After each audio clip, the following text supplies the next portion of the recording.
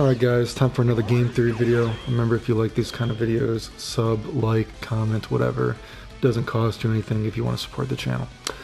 Another video about how to improve Dragon Ball FighterZ and make it the best video game it can be. Alright. So, for today's video, I want you to come at it from the perspective. I am going to talk about some stuff that I talked about before as well, and I'll try to add some stuff, but when I talk about everything in general, I want you to come at it from this perspective. If you've seen my videos where I talk about why having certain characters that can abuse the game system, why even having quotation marks overpowered characters can be good for a game, right? Why having characters that use the game system well is good for the narrative of a game, and it helps make the game more easily digestible for the casual, maybe the person that is not playing the game yet. It's good for them to see that narrative of the game because it makes it easily digestible so they know what they're getting into. And I've given examples of why Super Turbo is such a great game because of this, because it has such clear archetypes. And some of these archetypes are top tier. And it makes it very easily digestible for a person potentially getting into Super Turbo because they know what they're getting into. They see the stereotypical Fireball Dragon Punch Trap character of Sagat. You know what's going on. He's a very easily digestible character, very, common archetype, right? Then you have a character like Balrog. He abuses the game system, the new facets of Super Turbo. Super, throw loops were very powerful in Super Turbo, very rushdown heavy. It's a very kind of clash of ideologies, which also made it a very good narrative for fighting games in the history of fighting games at the time, right? Very important. We take a game like Karna's Revenge. Why is a game like Karna's Revenge? Why did Karna's Revenge fail? Because a game like Karna's Revenge, when you're trying to explain what is new, how is this product different from other fighting games on the market? And I think to a casual audience that doesn't know anything about Karna's Revenge, the game is not very, very easily digestible. Besides, it's a Street Fighter clone, and people say balloon for Karnov, right? Karnov is a character that shows off the game very well, and he's in the competitive narrative, you know what I mean? But besides that, the top tier of the game are very boring, so it's a hard sell to a casual audience, right? Which is disappointing because the two most phenomenal characters in that game are Karnov and Mizuguchi, but Mizuguchi, to play to that level of him showing off the game system, is not as common, right? So Karna's Revenge had a problem there. And then I know I'm long-winded here, but a game like Guilty Gear went from surviving as a series, right? Guilty Gear survived enough to get a sequel. Guilty Gear X was, survived enough to get a sequel. But Guilty Gear XX was when Guilty Gear finally took off. And that is because Soul became a good character in that game. And for Soul to be a good character in Guilty Gear XX, he had to use all the fundamental ideas of what Guilty Gear was bringing to the table of what a fighting game can be. And you can watch my How the Dust Loop Saved Guilty Gear.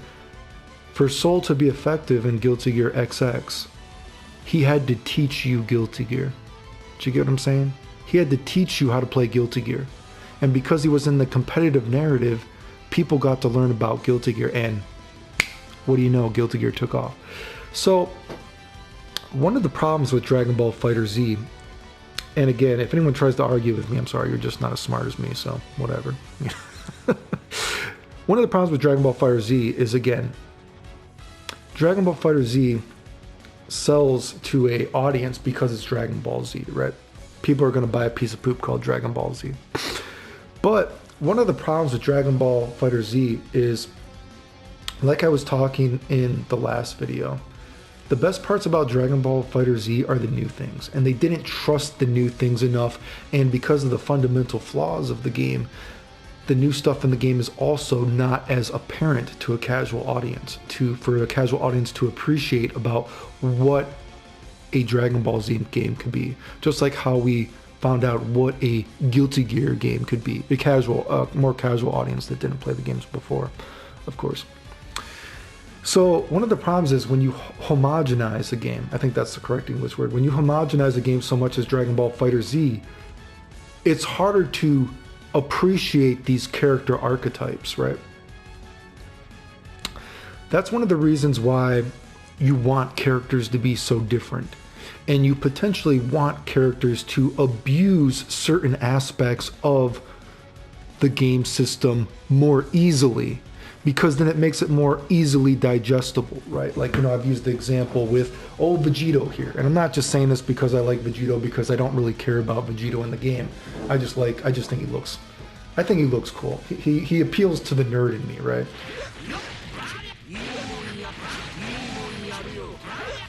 You know, again, this shit isn't really real, right?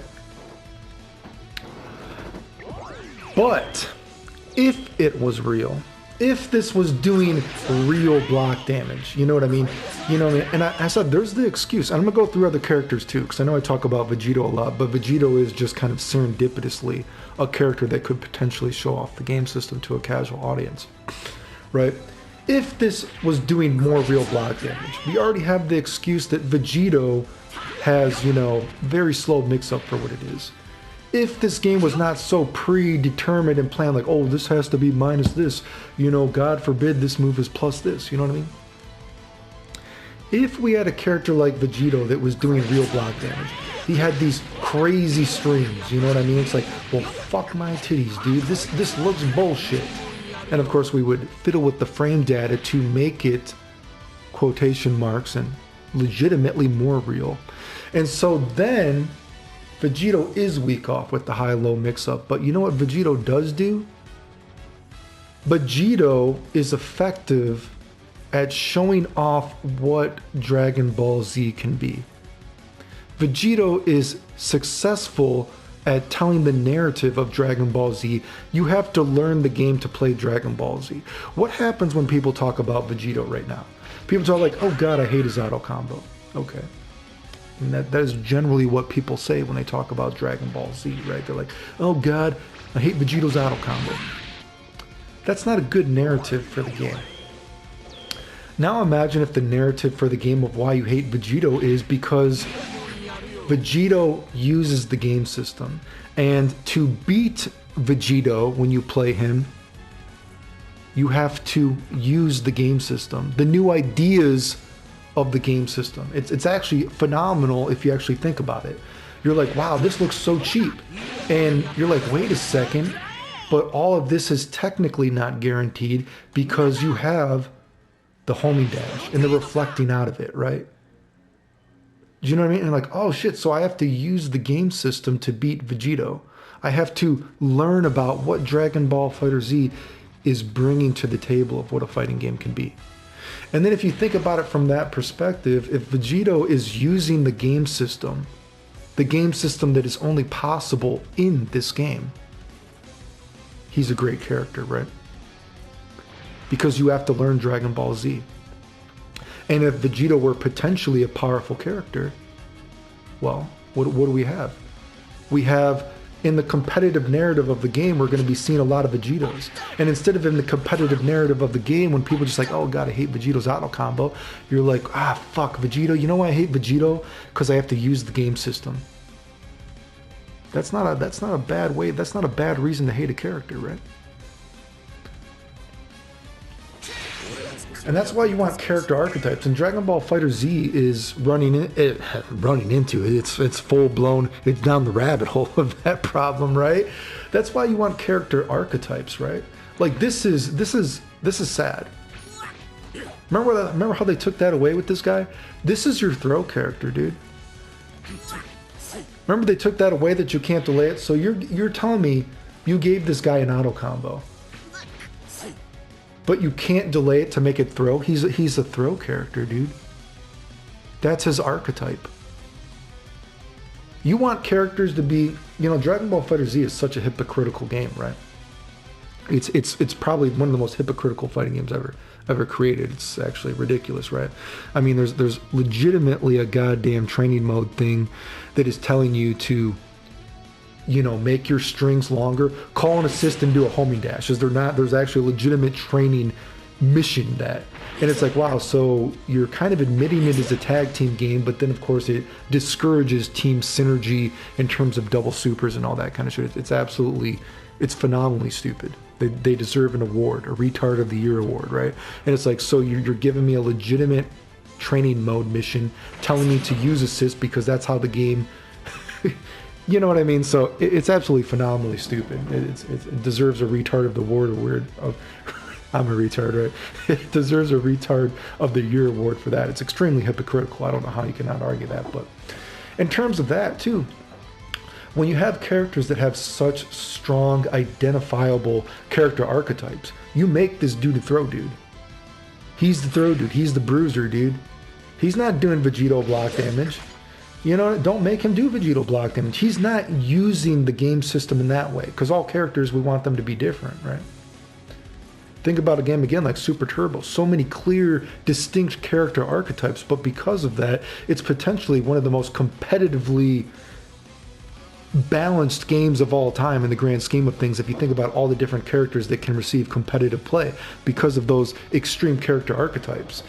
And don't get me wrong, I've said this before, I actually don't like tag team games really. I know I've done all these crazy Marvel videos in the past that even to this day are, you know, who's done the stuff that I've done in these Marvel videos, but trust me, I fucking suck at Marvel. I'm not saying I'm good, but I'm just saying, I can be honest, I actually don't really care about tag team games. I just do stuff because I can. I would much prefer this game to be a single player game, or a one-on-one game, I should say, right? But if you focus on these character archetypes, although it is a tag team game and some characters will ultimately synergistically work together better than others because it's inevitable, like Jurassic Park, a frog will turn into a dinosaur. Nature will find a way. If you have such strong character archetypes, you're going to find ways to make this work because every character feels special, right? And Dragon Ball FighterZ is running into that problem because there's like 50 characters. It's hard to make 50 characters unique. But at least with the characters we have, we know you could do stuff, right? So again, this is absolutely sad. That should be a throw. We have a character like Krillin, dude. I said Krillin is one of the greatest examples of, you know, I mean, this stuff, you should be fucking afraid of this shit, dude, right? I mean, this is a fundamental flaw here. Like, not all moves should move so forward, right? You know what I mean? Not all moves should be moving you so forward. There should be better spacing. But of course, this gets into the fundamental flaws of Dragon Ball FighterZ as a game as well. But that's why I always said a character like Krillin, to even put more emphasis on the idea of the tug of war between fireballs reflecting and homing dashing. You could have some characters, and all characters, maybe some characters have better moves than others. You know what I mean? Character does like that, and he's like, ah, shit, I don't want to block this. I'm going to try to reflect out of, oh, wait, he did a super. And then it's like, oh, fuck, that's Krillin's guessing game, dude, right? That's one of his main gimmicks. One of Krillin's main gimmicks, one of this midget's little main gimmicks is, guess what? Like Vegito, he abuses the game system, right? He abuses the game system in that sense. And so to understand Krillin, the tools are there. The tools are there for Krillin to explain to the casual audience how Dragon Ball FighterZ works, right? If this stuff was more legitimate, doing more block damage, if you had to guess more realistically, and then if Krillin had a mix-up of, you can't reflect Destructo Disc. And it's like, shit, that's his mix-up, dude. And it's kind of a gimmick, but all characters need different shit, right? And of course, like say Krillin, like say, okay, obviously, I'm talking shit about this game's frame data, but okay, so that's minus 16, right? What if we had a character like Goku? Oh, Goku's already out, my bad.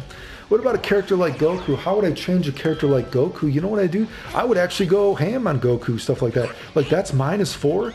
Dude, Goku should be, that should be plus, dude. Goku should have like a lot of plus, a lot of fundamental strengths to his character, because he does not have moves that abuse the game system as his character archetype. We can see Goku is not abusing the game. What could be Dragon Ball Z like a character like Krillin or Vegito? So how would you strengthen a character like Goku? Well, you know what I mean, dude? You give him a lot of traditional fundamental strengths of fighting games in the past. He has maybe a lot of great frame data, right? Maybe his Kamehameha, man, that's minus 16. No way, dude. That should not be his mouse. He's laser beaming you, and not only because moves do real block damage, dude. Goku is laser beaming the shit out of you, dude. You're taking block damage. Maybe there's not that mix-up of Goku of abusing the system, but he has fundamental common strengths that exist in other Dragon Ball or in other fighting games, right? That's how you buff a character like Goku. Look, a common character like Frieza, who gets talked shit about a lot. We do know a character like Frieza could be a more traditional zoner. If shit like that is like tap, tap, tap, tap, taking away little smidges of your life, characters like Frieza become more versatile because of things like that. We have characters like Piccolo who were trashed on, you know me, stuff like Piccolo. Oh, I'm sorry, what am I doing?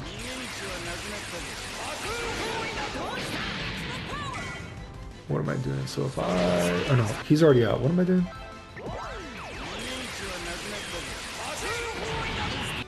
Oh, I already fucked it up. I'm sorry. I forgot what it said. But anyway, like the Hell Zone grenade, you know, it goes away if you call an assist or whatever like that.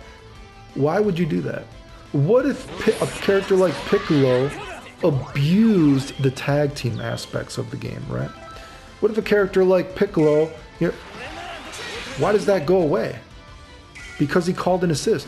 What if a character like Piccolo, his character archetype, which of course, you know, I mean, he has other fundamental, I'm not saying he's a terrible character besides this, but what if a character like Piccolo, he abuses the tag team aspects of the game? A character like Piccolo is very versatile. Piccolo perhaps is not the greatest character. Maybe Piccolo isn't abusing the game system in this sense of like a character like Vegito, where this could be legitimately fearful. But maybe Piccolo is a character that is solid on any team.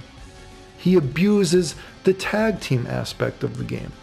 All characters, when you focus in on these potential dynamics of characters and their archetypes, you can see why characters can be strong, dude. Like if I go to, where's character select, my bad. Let me just look at this real quick.